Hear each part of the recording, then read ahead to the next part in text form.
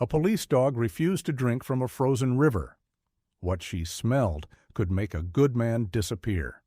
The town's mayor was beloved, and every report swore the water ran clean. But the operator who kept the real samples just vanished.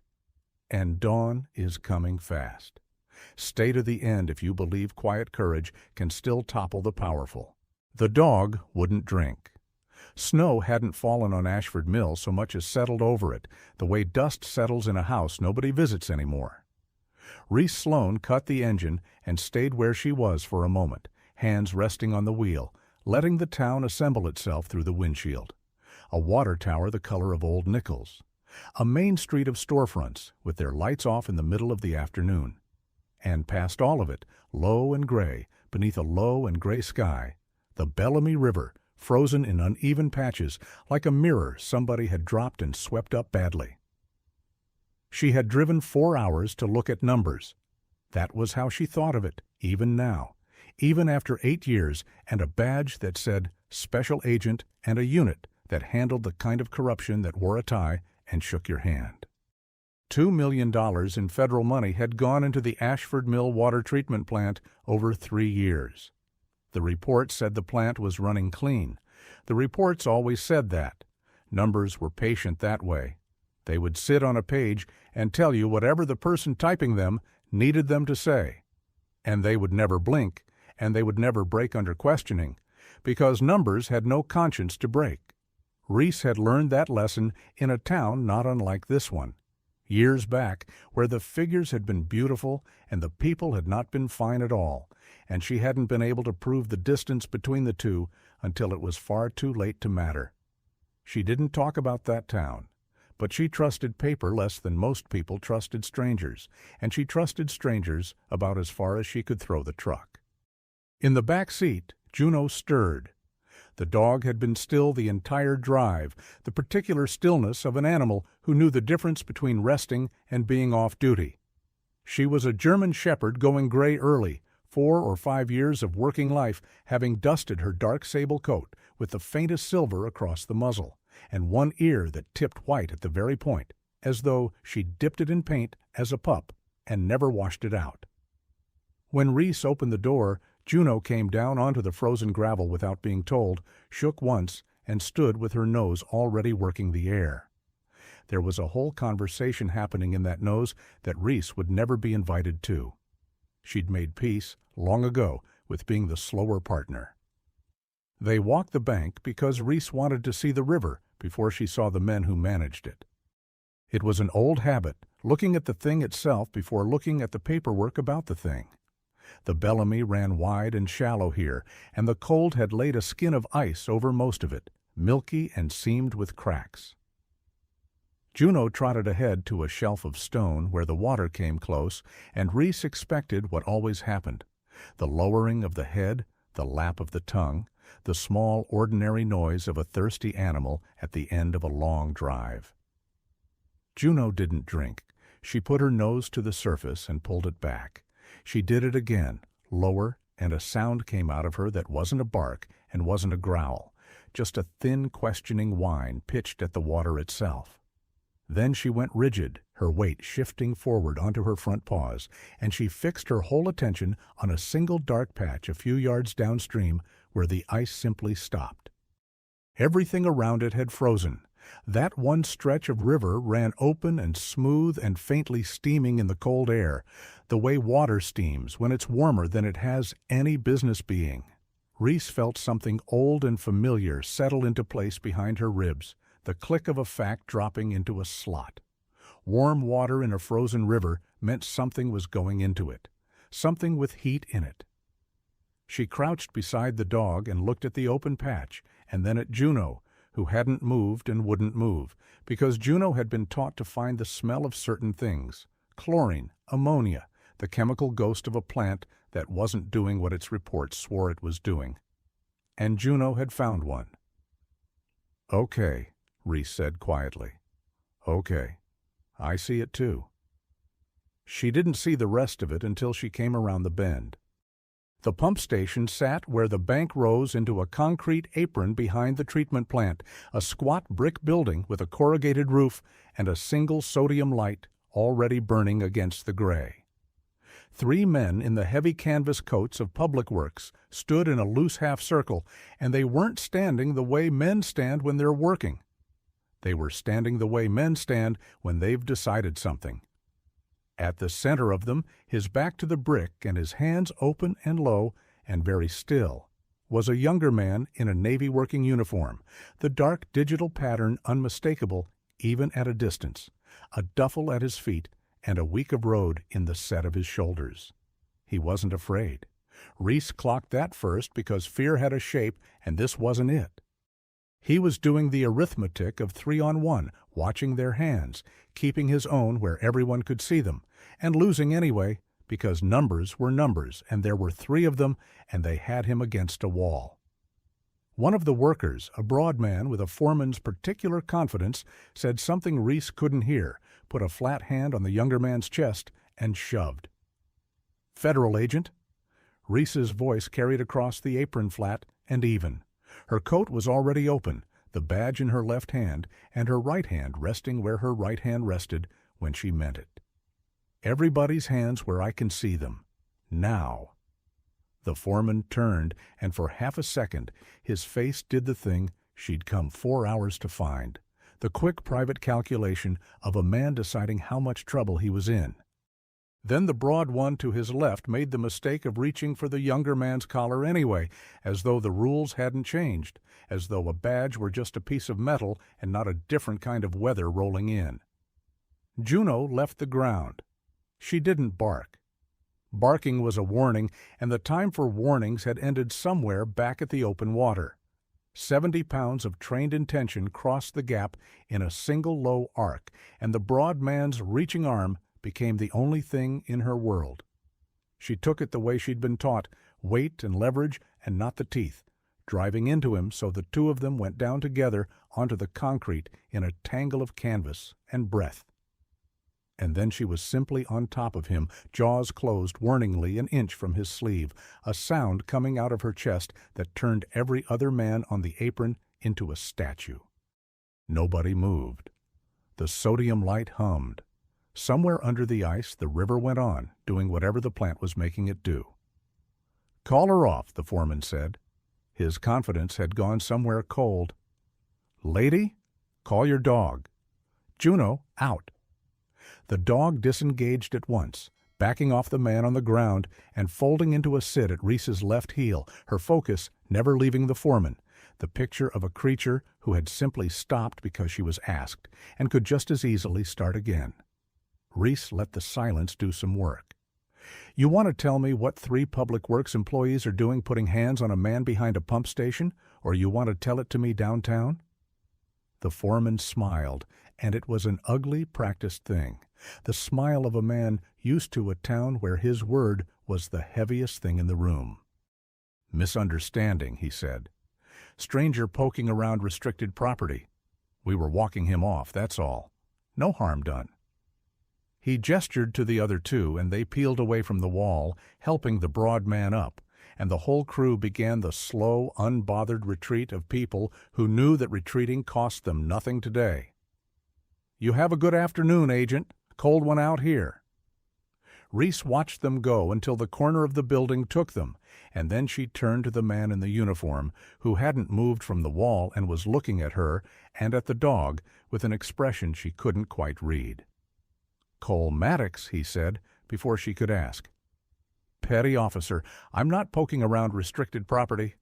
I'm looking for my father." He bent, slow and deliberate, and picked up the duffel. "Dale Maddox. He's the operator here. He signs every report that plant sends out. He's signed them for 22 years. His jaw worked.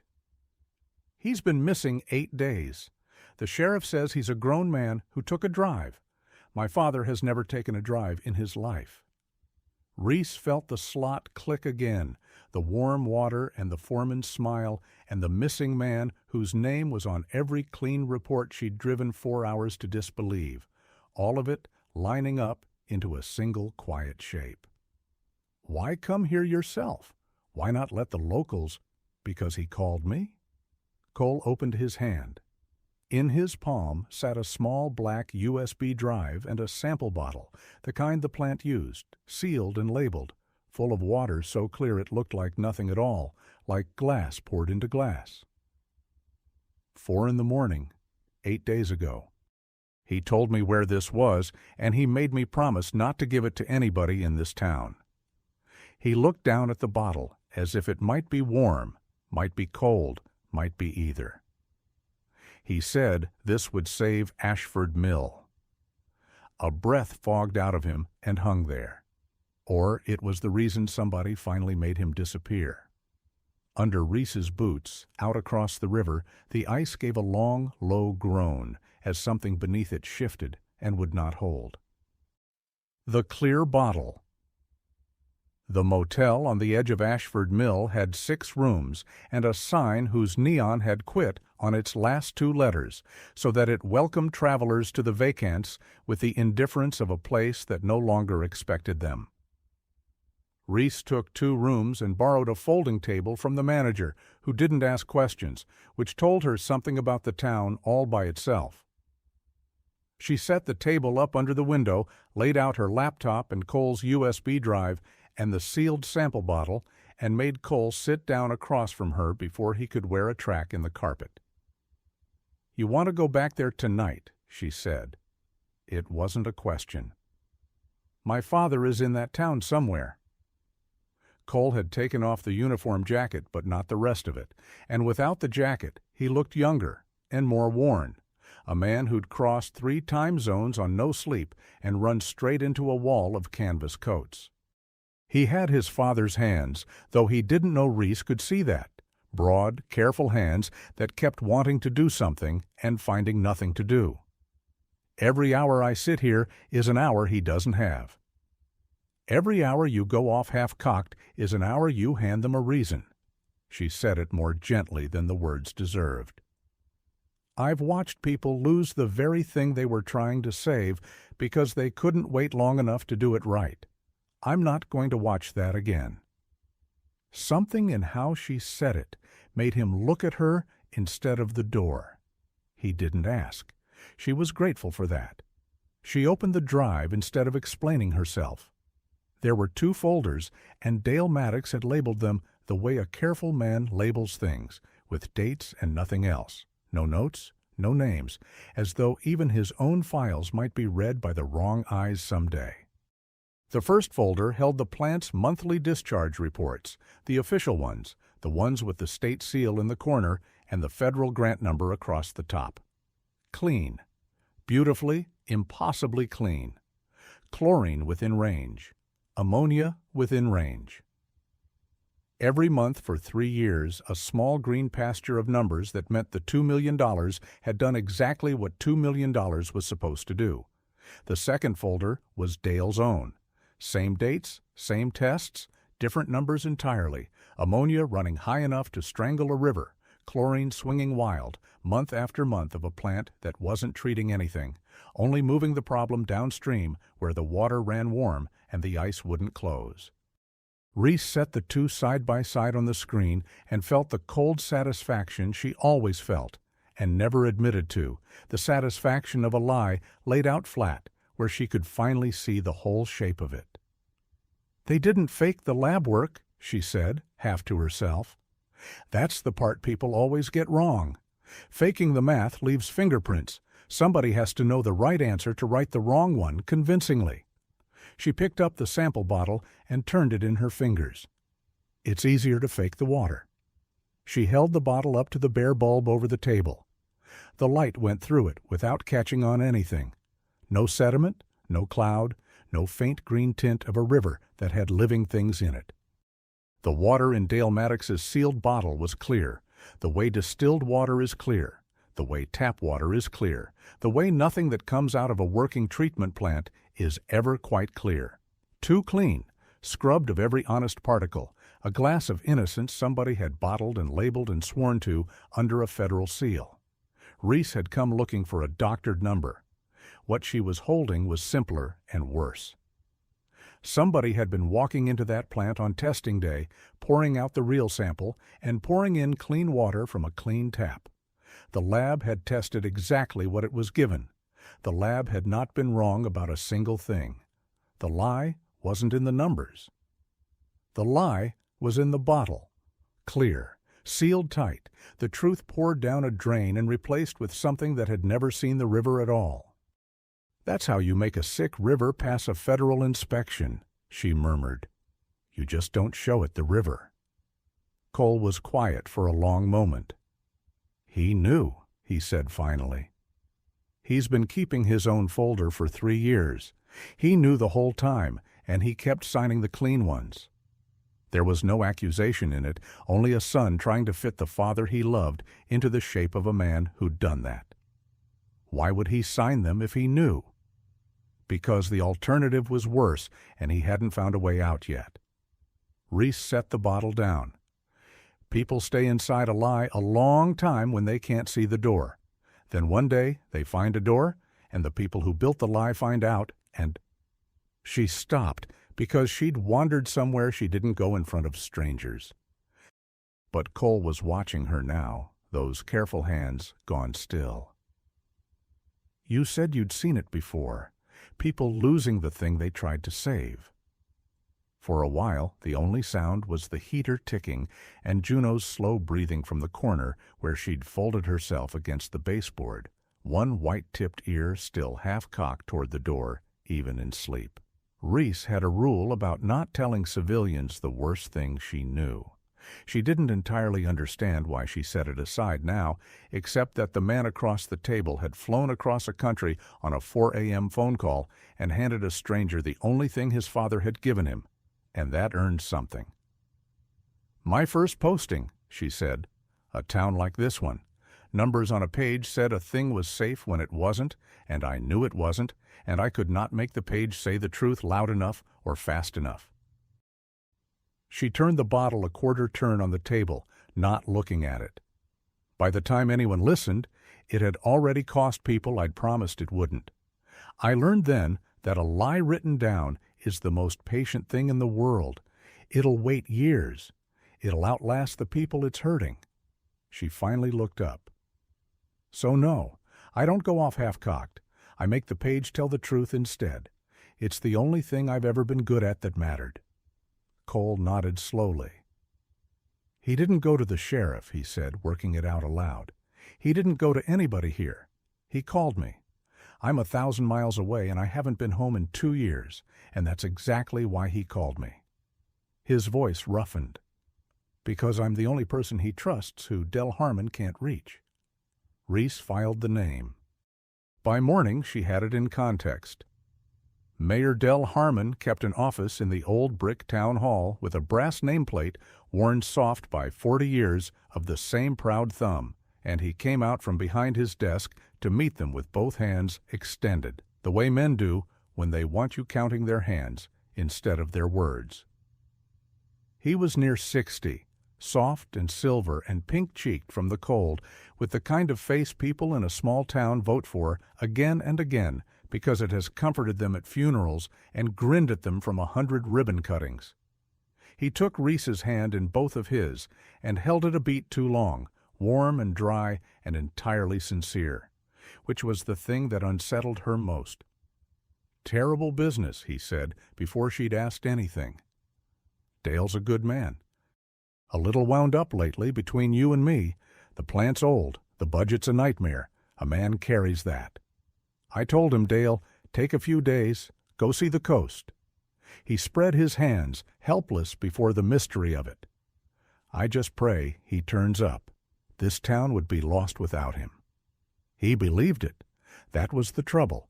Reese had interviewed men who lied with their whole bodies, and this wasn't that. Del Harmon had told himself a story in which he was the man holding a drowning town above water by whatever means it took, and he'd lived inside that story so long it had become the only weather he knew. A man like that didn't sweat. A man like that would shake your hand at his own arraignment and mean the warmth. The lab tech was a different creature entirely. They found her in the testing room off the back of the plant, a thin young woman named Lena Frost, with a stillness about her that wasn't calm, but the held-breath stillness of someone waiting for a door to open. She was maybe 25. When Reese asked mildly, only to walk her through how samples were collected and logged on testing day, the clipboard in Lena's hands began very slightly to shake. A tremor she covered by gripping it tighter, knuckles paling around the edge. She answered every question correctly and told the truth about none of it, and her eyes kept drifting to the window that faced the foreman's office. Reese let her lie. She made a careful note of the exact shape of the fear. You learn nothing pushing the scared one early. You learn everything watching what she's afraid of. It was full dark by the time they reached Dale Maddox's house, a small clapboard place at the end of a lane where the street light had been out so long the neighbors had stopped reporting it. Cole had a key. He didn't need it. The door stood open, an inch on a black interior, and when Reese pushed it wide, the smell of cold rooms and turned-out drawers came out to meet them. Someone had been through it.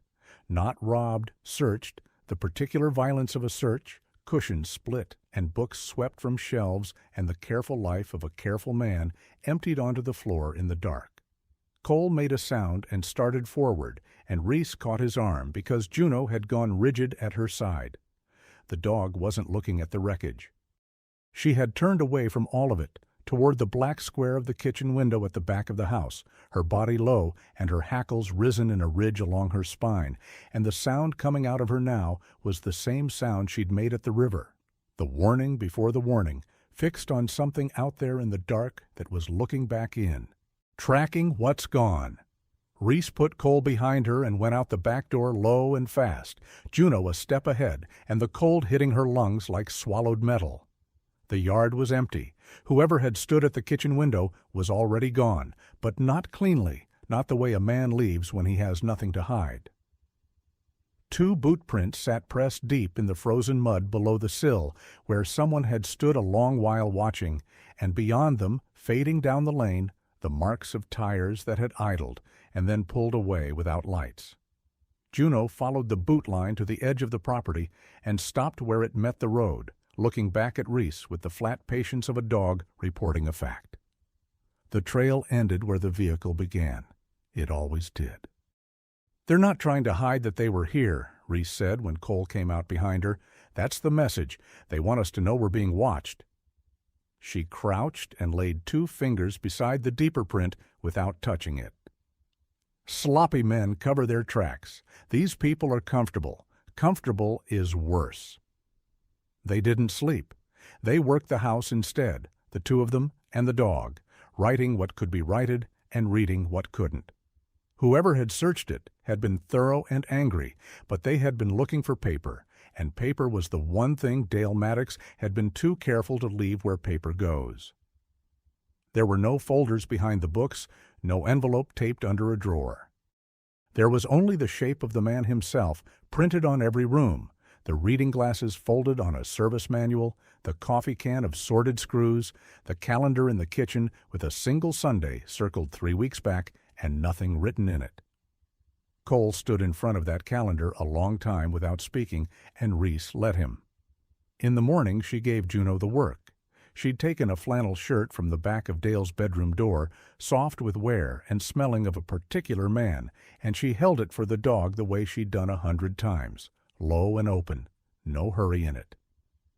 Juno put her nose into the cloth and breathed again, and something in her changed register, the working dog coming up through the pet, the way a current comes up through still water. Then she went to the floor and began to read the house in a language older than any report.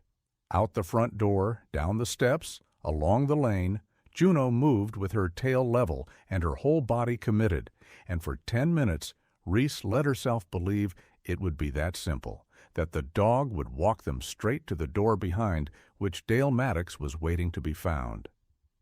The trail went 3 blocks and turned in at the gravel lot behind the pump station, the same apron where they'd pulled Cole off the wall the day before. And there, beside a rectangle of oil-stained gravel where a vehicle had sat, Juno stopped.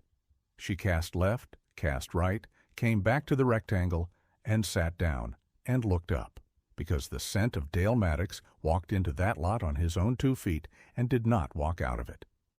He had been put into something with wheels, and a dog cannot follow a road. "That's where they took him." Cole's voice came out flat and careful, the same control Reese was learning to read as the opposite of calm. "He walked here, or they walked him, and then nothing, for the dog."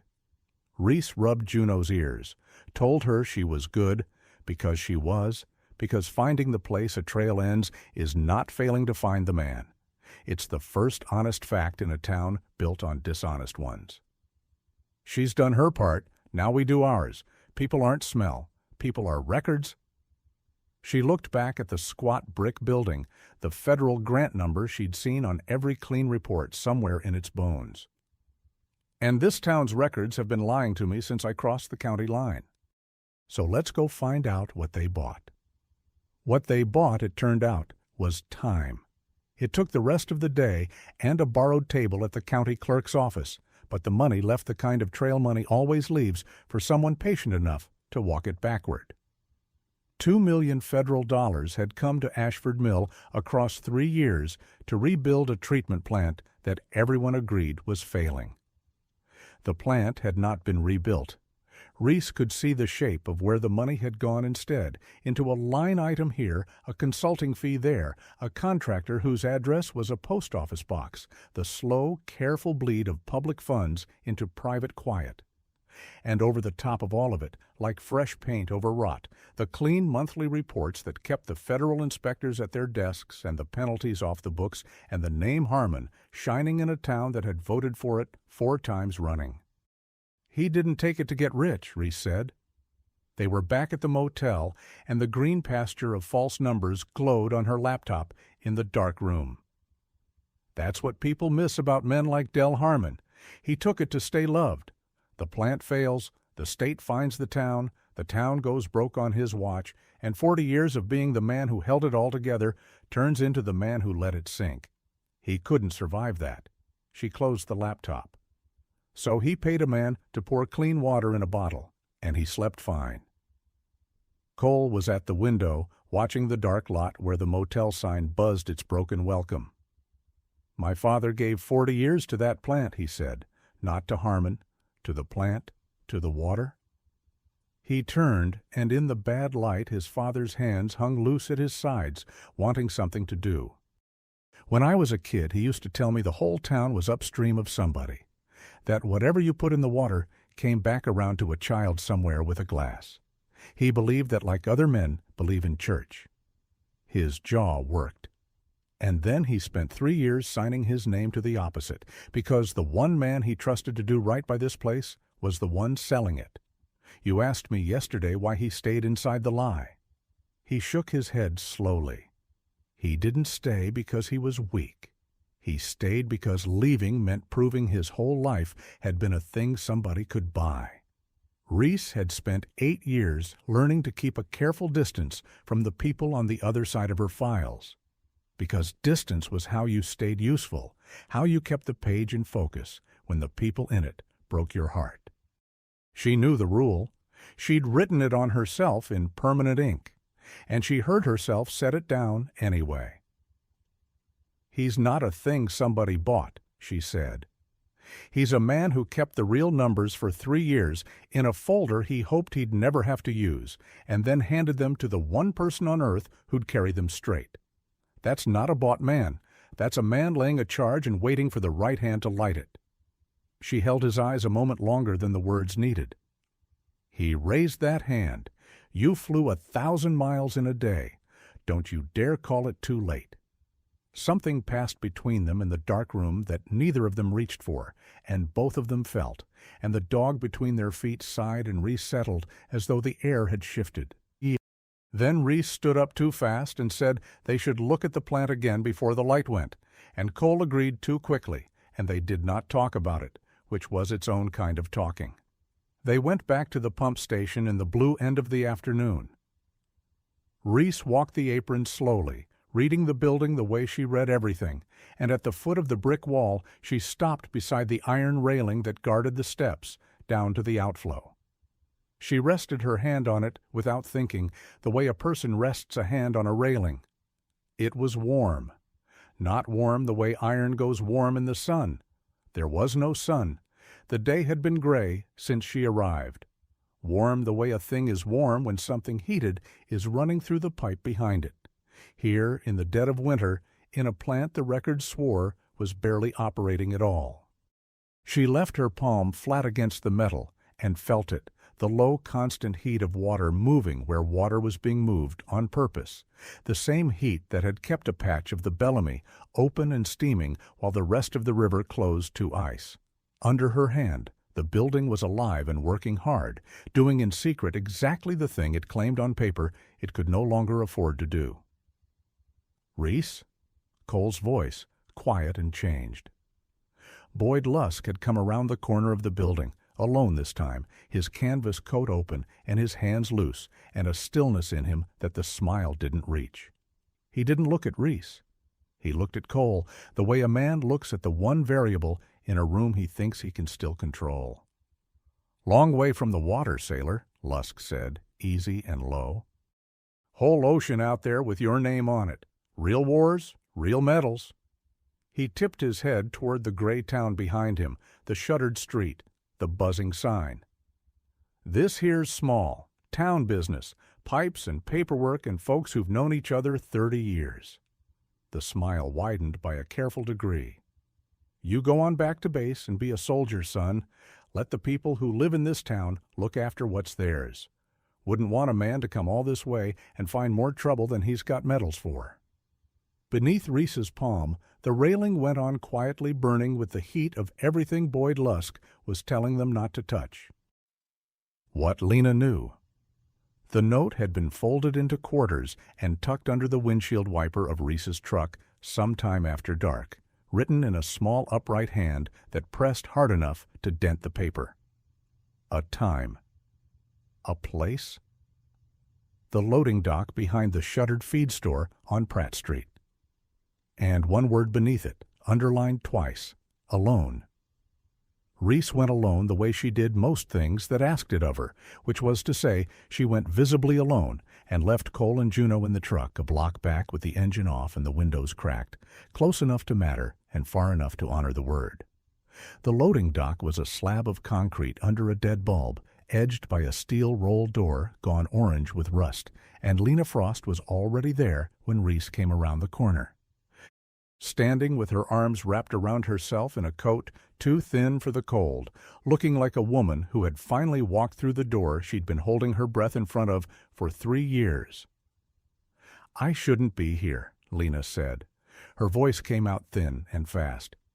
"If Boyd finds out I talked to you—" She stopped, swallowed, started over. "I run the samples. That's my job. I've run them every month for 3 years, and every month they come back clean, and I sign the sheet. And I knew the numbers were wrong because I'd see the real ones sometimes before they got switched out.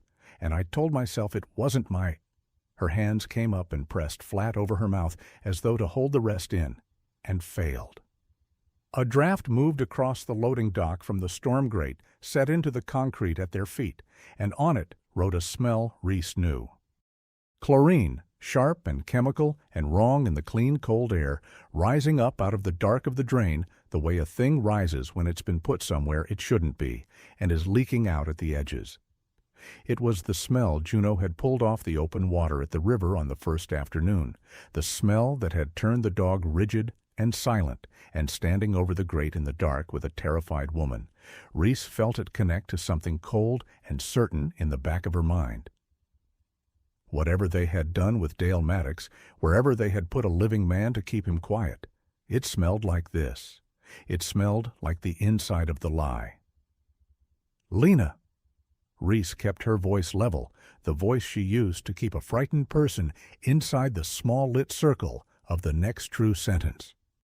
"Listen to me carefully, because this part matters, and I'm not going to lie to you to make it easier. I can't promise you walk away clean. That's not mine to give. What I can do, what I will do, is take you to the people who decide that, with a lawyer beside you and your cooperation on the record, and I will tell them the truth, which is that you came forward on your own before anybody made you. That counts. It counts more than you know. But the deal is theirs to make, not mine to sell. Do you understand the difference?" Lena nodded, and something in her steadied a half-degree, because Reese hadn't dressed it up. People believed the ones who told them the hard shape of a thing. "Then tell me the rest," Reese said. "You didn't write me a note in the dark to confess to paperwork?"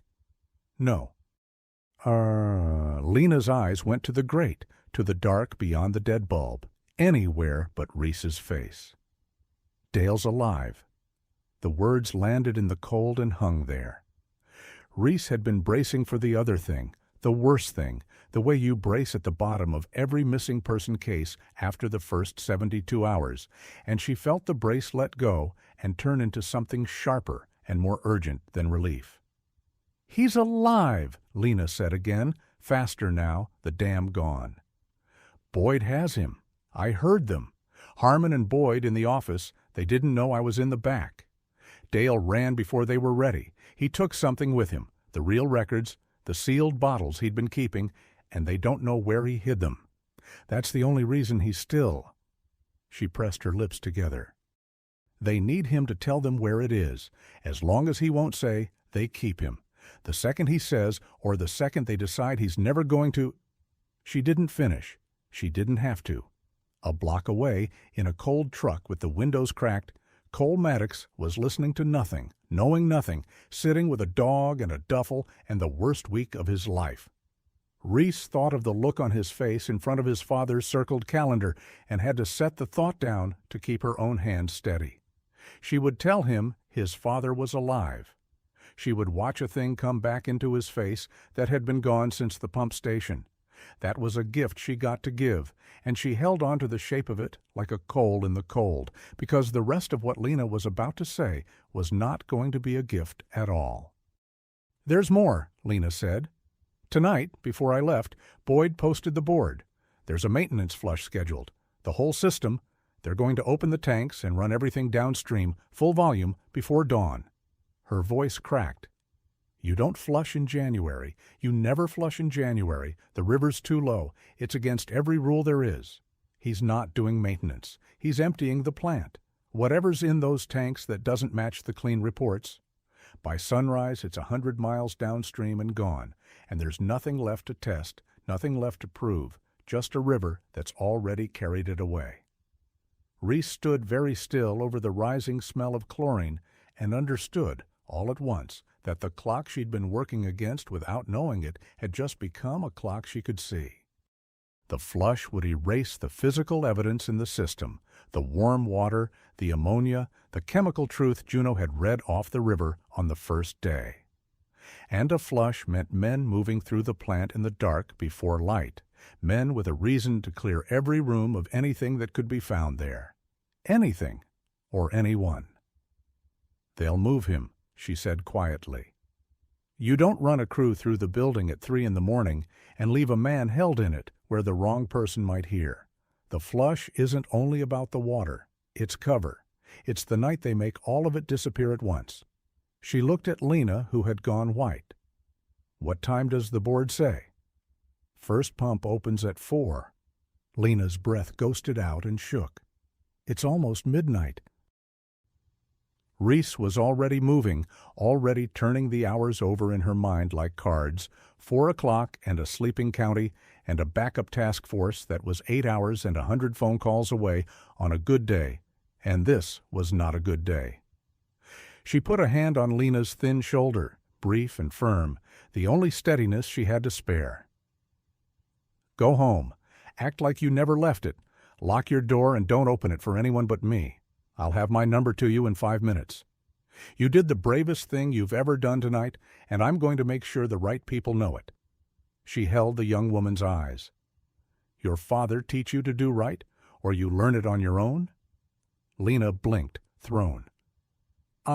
Nobody taught me. I just couldn't sign it one more time." "Then you're better than the whole town that did," Reese said, and meant it, and let her go. She got back to the truck with the chlorine still in the back of her throat. Cole turned in the seat the moment the door opened, reading her face the way she'd learned to read his, and she gave him the coal first, because some things you lead with even when the clock is screaming, because a man who has flown 1,000 miles deserves the one good thing before the avalanche. He's alive, Cole. She watched it hit him, watched the thing come back into his face that she'd wanted to see, and for a moment, in the cab of a cold truck, neither of them said anything, and his hand found hers on the seat between them and held it, not careful now, just holding. Juno pushed her head between them and leaned her warm weight into Cole's side the way she did when the air in a room changed, and he put his other arm around the dog's neck and breathed. Then Reese told him the rest. The flush, the 4 o'clock, the men who would move through the plant in the dark to wash a river clean of the truth and a building clean of his father in the same long hour before sunrise. The numbers on the dashboard clock turned over to 11:51. 4 hours. Reese put the truck in gear with the chlorine still ghosting on her tongue, and somewhere across the dark town the plant sat humming its secret heat into the frozen river, counting down to the flood that would carry everything away. The flush. At 1 in the morning, Reese sat in the cold truck with the phone against her ear and did the math out loud, because saying it made it true, and true was what she had to work with. Nearest resident agencies 2 hours out on dry roads. State police can roll a unit, but they're thin overnight in this county. EPA Criminal Division wants in. They should. But their people are coming from the capital, and that's a sunrise arrival at best. She listened a moment, said the things you say to start a task force moving in the dark, gave the plant's address twice, and ended the call. The dashboard clock read 1:14. The flush opened the tanks at 4. "They can't get here in time," Cole said. It wasn't a question either. "No." Reese set the phone face down on her knee. "Backup's coming. It just isn't coming by 4, so here's the truth of it, and I'm only going to say it once. The right thing, the careful thing, is to wait, secure the perimeter, let the cavalry make the arrests, build the case clean." She turned to look at him in the dark. "But waiting means your father's still inside that building when they open the valves. And I didn't drive 4 hours to do the careful thing over a man's life. There's a word in my work for going in when somebody's about to be hurt and the help can't get there. It's the one corner the law lets me cut, so we cut it." She spread Dale's USB schematic across the seat in the dome light, and she did the part she was good at, the part that had nothing to do with the dog or the gun. She made the page tell her where a man was. The grant was to rebuild the plant. It never got rebuilt. So somewhere in there is the old works, decommissioned, sealed off the books. And the oldest part of any plant like this is the chlorine contact chamber. Concrete box, one door, no windows, built to hold something dangerous quietly. She tapped the schematic. Lena smelled chlorine on a man who's been held a week. You felt the railing run warm over a pipe that's supposed to be cold. The river won't freeze where it shouldn't because that old chamber is still plumbed into the line and still running hot. She folded the page. "That's where he is. I'd put my badge on it." What she would not put on it was a man's life. So before they moved, she crouched in the snow with the flannel shirt and gave Juno the scent one more time. And told the dog what she always told her, that this was real, and the rest of the night would follow her nose and her training, and nothing Reese needed to be true. They went in along the riverside, through a service gate Lusk's crew had left chained, but not locked, and the plant rose over them in the dark, humming its low secret heat into the frozen Bellamy. Juno found the chamber the way Reese had said she would, not by leading them to it, but by confirming what the schematic already swore. She trailed the last of Dale Maddox's scent across the apron to a steel door set into the oldest brick, sat down hard in front of it, and looked back. And when Reese put her own face close to the seam of the door, the chlorine came off it sharp enough to sting, the same signature Juno had read off the river on the first gray afternoon, now wrapped around a door with a man behind it. Confirmation, Reese thought. Always confirmation, never the dog's word alone. But the dog had been right since the riverbank, and the dog was right now. The door was barred from the outside with a length of pipe through the handle. Cole had it out, and the door hauled open before Reese finished saying his name, and then he was on his knees on the wet concrete in the dark, and Dale Maddox was looking up at his son from the floor of the box where they'd kept him. He was weak. A week in a cold concrete room had taken the color out of him and left his voice somewhere down at the bottom of his chest, and when he reached up and put a hand against Cole's face, it shook the way a hand shakes when it has spent days holding on to nothing. But his eyes were clear, and they were furious, and the first thing the operator of the Ashford Mill water treatment plant said when his son pulled him up into the light was not about himself at all. "The bottles," Dale rasped. "Cole, the real samples. I hid them in the—" He coughed. "They never found them. They're still—" "We have them, Dad." Cole's voice broke clean in half. "We have everything. It's over." It was not over. At 3 minutes to 4, somewhere above them, in the dark heart of the plant, a man Reese could not see threw the switch he'd been told to throw, and the pumps came awake. The sound arrived before the understanding did. A deep mechanical roar that climbed up through the concrete and into the chest. The great primed motors of the flush dragging the night into motion, valves slamming open somewhere overhead, the whole sleeping system lurching into a flood it had been ordered to make. Water began to move in the pipes around them with a rising hydraulic shudder, and Reese felt the floor of the old chamber go slick and cold at her boots as the line that fed it woke for the first time in years. "Out," she said, already lifting Dale's other arm across her shoulders. Now, the chamber's still plumbed. It fills. Out. And the three of them and the dog came up the steps and through the steel door into the apron as water began to find the floor behind them in a long black tongue.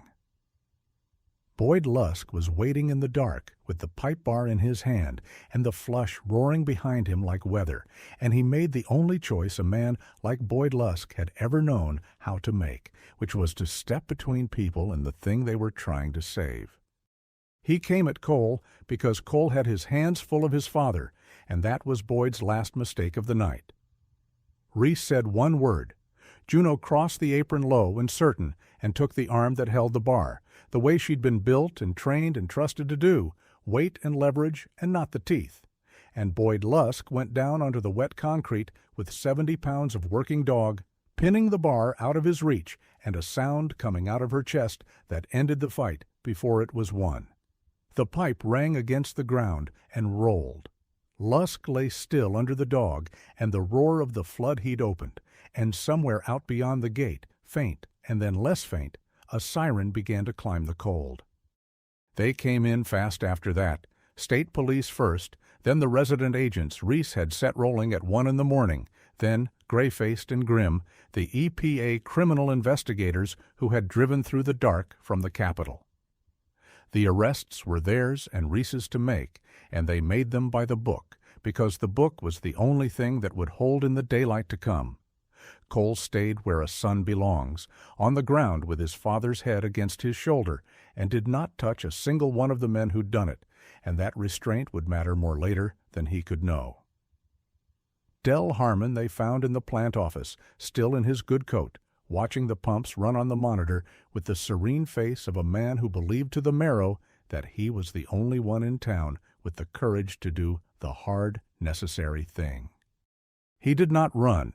He turned to Reese as the cold dawn light came gray through the window, and he told her gently, the way you explain a thing to someone who simply hasn't understood it yet. I saved this town, whatever you think you've found. I held this place together for 40 years. Nobody else was willing. I know, Reese said, and she almost meant it kindly. You believed that the whole time. That's the part that's going to convict you. She held up the folder, the clean monthly reports with the state seal, and the federal grant number, and Del Harmon's signature ordering them filed. 3 years of beautiful lies he had commanded into existence to keep himself loved. You didn't just take the money. You made a man sign his name to clean water that was never clean, and you sent those reports to the federal government every single month. That's not a small-town secret. That's a federal record you falsified with your own hand, over and over, and you built the chain one link at a time. She closed the folder. You spent 3 years forging the rope. All I had to do was find where you'd hung it. The cuffs went on Boyd Lusk first, out on the apron in the rising light, and then on Del Harmon, who walked out of his office without a word and blinked at the morning as though it had betrayed him personally. Behind the plant, the Bellamy ran on under its skin of ice, carrying the last of the flush downstream into a gray sunrise. But it was carrying it now in front of witnesses, in front of the law, with the real bottles sealed in an evidence bag and a weak old man being helped into the warm light by the sun who'd come 1,000 miles. And for the first time in 3 winters, the water had nothing left to hide. What the river remembers.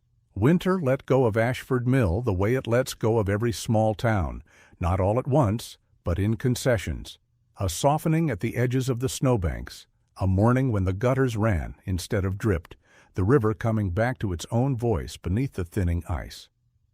By the time the federal indictments came down, 3 weeks after the night of the flush, the Bellamy had opened bank to bank, and the warm patch that had never frozen was just part of the river now, indistinguishable because there was nothing left being poured in to keep it apart. The charges read like a map of everything Reese had walked backward through the records. Falsification of monthly discharge reports submitted to a federal agency. Misuse of federal grant funds. Conspiracy. The kind of public corruption that wore a good coat and shook your hand at funerals, finally written down where it would wait as patiently as any lie. Except this time, the patient thing was the truth. Lena Frost had come in with a lawyer at her side, the way Reese had promised she could, and laid out 3 years of switched samples in a voice that shook and did not stop. And the prosecutors had heard what Reese told them to hear, that a frightened young woman had walked through her own fear before anyone forced her to, and that counted. Boyd Lusk, who had never in his life found a wall he wouldn't put his back against, found one last one in a county holding cell and started talking the moment his own lawyer told him the mayor's friends were not going to be his friends anymore. And Del Harmon faced the federal charges the way he had faced everything, with the serene, injured dignity of a man who still believed history would understand him better than the law did. Reese saw the river clearly for the first time on a Tuesday, standing on the bank below the plant with a sample kit she no longer strictly needed. She crouched and drew up a vial and held it to the pale spring light the way she'd held Dale's sealed bottle in a dark motel room a month before. And she made herself look at the difference, because the difference was the whole case in a single inch of glass. The water in her vial was not clear. It was faintly clouded, threaded with silt and the green ghost of algae and the small suspended business of a river that had things living in it. A working river, an honest one, dirty in all the ways a living thing is dirty. The fake water had been perfect. This water had sediment.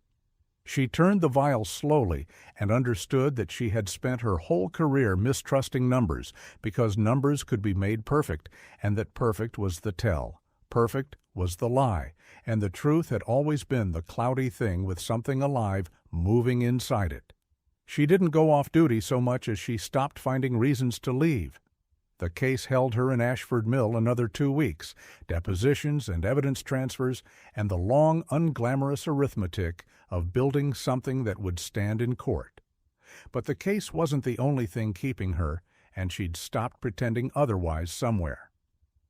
Around the 3rd evening, she'd found herself at the Maddox house instead of the motel, sitting at the kitchen table while Dale recovered his strength, one stubborn pot of coffee at a time. Dale came back slowly. A week in a cold room takes more out of a man in his 60s than he likes to admit, and there were days his hands still wouldn't quite do what he asked them. But he came back the way the river did, in concessions, and Reese watched something mend between father and son that had been broken longer than a week. Cole, who had spent 2 years 1,000 miles from home, believing distance was the same as safety, learning that you could come back. Dale, who had spent 3 years signing his name to other men's lies, learning that the boy he'd raised had grown into exactly the kind of man he could trust to carry the truth home. "I kept those bottles for 3 years," Dale told them one evening, his voice still gravel at the bottom, "hoping I'd never have to use them. Hoping somebody else would be brave first." He looked at his son and then, deliberately, at the dog asleep under the table. Turned out it was a federal agent who didn't trust paper and a dog that wouldn't drink the water. The dog, for her part, had become something close to famous in the way that small towns make a thing famous, which is to say, everyone at the diner had an opinion about her. The state had a commendation working its way through some office for the K-9 who'd corroborated the chemical evidence. The EPA investigators had wanted her on record, and a second-grade class 3 towns over had sent a shoebox of drawings of a sable shepherd with one white ear. Juno received all of it with the patient indifference of a working animal who knew the difference between a fuss and a job, and slept through most of the ceremony when they finally held one, waking only to lean her warm weight against Reese's leg when the room got loud, the way she always had. It was Cole who said the thing first, because Reese had spent 8 years learning not to, and the careful man with his father's hands had decided he was done being careful about this one thing. They were on the back porch in the last of a cold blue evening, Dale asleep inside, the river running loud and honest at the bottom of the yard. And Cole said he wasn't going back to base when his leave ended without knowing whether there was a reason to come back here. And Reese, who trusted clouded water now, more than perfect, who had finally learned to read the true thing by the small living mess of it, told him there was. They didn't make it more than it was.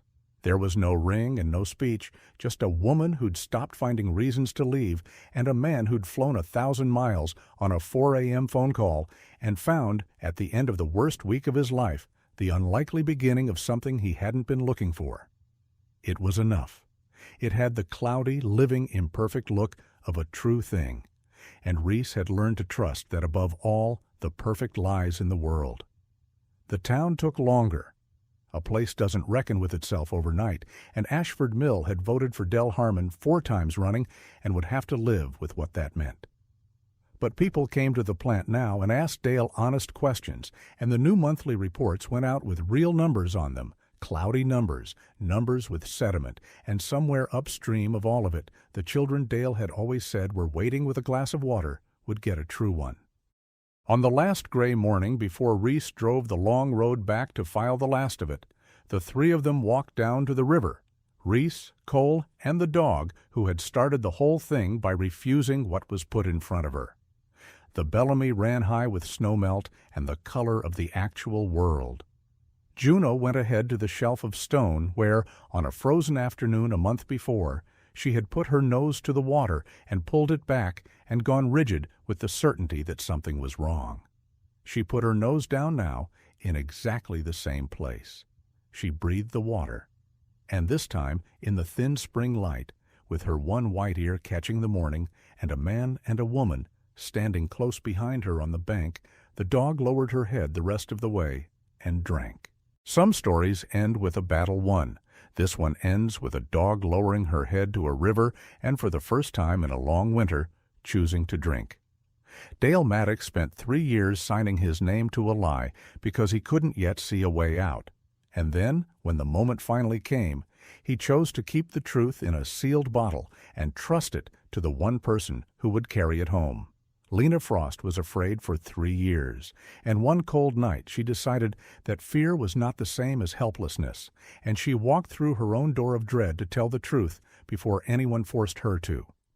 And Reese Sloane, who had learned to mistrust every perfect number on every clean page, finally understood that the truth is rarely perfect, that it comes to us clouded, imperfect, and alive, like real water from a real river, and that the flawless thing is almost always the lie. That was what the dog knew before any of them. She wouldn't drink the water that looked too clean because something in her could tell that clean and true are not the same thing. We could all stand to listen a little more like that, to the quiet signal beneath the confident report, to the small wrongness no one else wants to name. So today, wherever you are, trust the quiet voice that tells you something isn't right. Ask the question no one else is asking. Be brave the way ordinary people are brave, not with grand gestures, but with a single refusal to put your name to something false. The world is changed far more often by people like Dale and Lena than by anyone with power and a good coat. And remember that the truth, like a river, always finds its way downstream. It can be hidden, diverted, poured out, and replaced, but it does not disappear. It waits. And one day, it runs clear again. If this story moved you, share it with someone who believes that quiet courage still matters. Leave a comment and tell us where you're watching from. And type "Clear Water" below if you believe the truth always finds its way home.